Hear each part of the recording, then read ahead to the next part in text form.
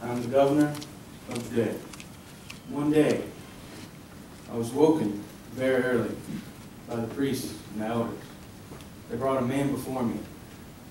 They accused him of blasphemy and heresy. I'd never seen this man doing evil, but on that day I had to make a decision that would change the lives of everyone who had ever seen this man or heard his name. This is my story, the story of the man they call Jesus. Now, as Jesus and his disciples approached Bethphage on the Mount of Olives, he sent two of them ahead of him. He said, "Go to the village ahead of you, and at once you will find a donkey. She will be tied with her colt by her. Untie them and bring them to me. If anyone says anything to you, say that the Lord needs them, and he will send them right away." This took place to fulfill the prophecy that said, "Say to daughter Zion, see, your king comes to you, humble and riding on a donkey." The disciples went and did as Jesus had instructed them. They brought the donkey and the colt and laid their cloaks on them for Jesus to sit. As they entered the city, a very large crowd began to lay their cloaks in the broken branches from the trees. And all of them began shouting, "Hosanna! Hosanna!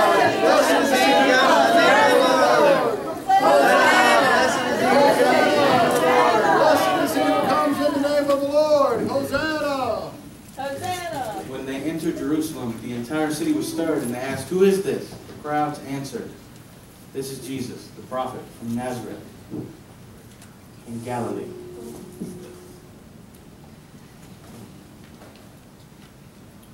And later, Jesus went with them to a place called Gethsemane. He told the disciples to sit, wait for him to pray. He took with him Peter and the two sons of Zebedee. He said to those three, "My soul is sorrowful, even to death. Wait, keep watch." Going a little farther, he fell on his face. He began to pray. "My Father, if it be possible, let this cup pass from me. Nevertheless, not my will, but your will be done." He then came back to his disciples and found them asleep.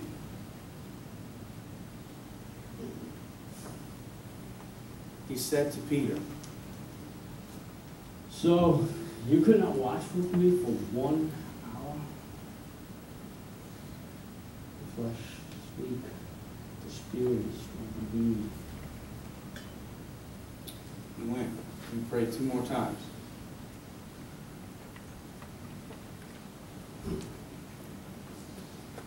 And both of those times, he returned to his disciples asleep. On his last return, he said to them, "Sleep, take your rest later, the hour is at hand. Behold, the Son of Man is going to get betrayed. Oh, my betrayer comes now." While he was still speaking, Judas came, and with him a large crowd, with swords and clubs from the chief priests and the elders of the people. Now the betrayer had given them a sign, saying that he would kiss the one they were looking for.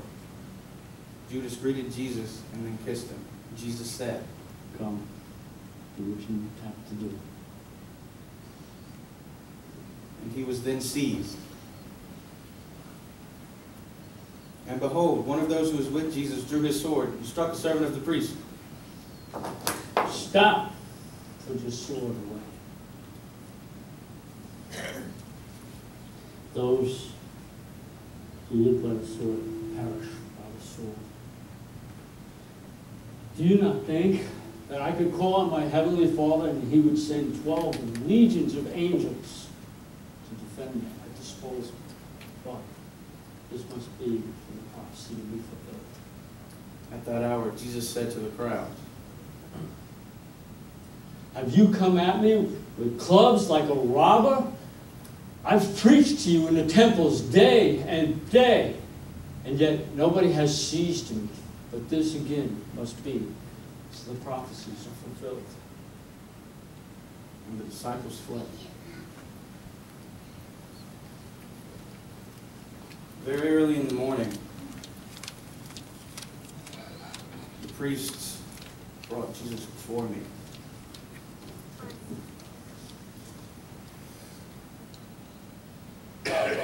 Are you the one they call the King of the Jews?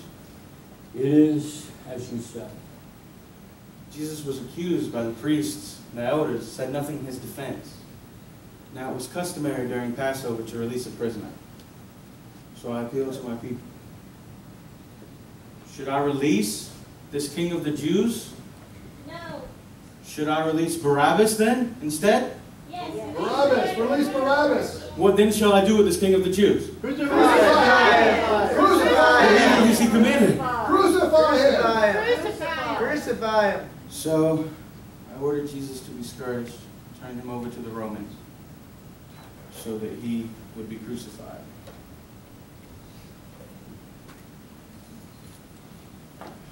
As you can see, this wasn't something I wanted. I didn't want him dead. The people did. Any guilt, any wrongdoing, any blood, it's not on my hands. It's on his people's. It wasn't me.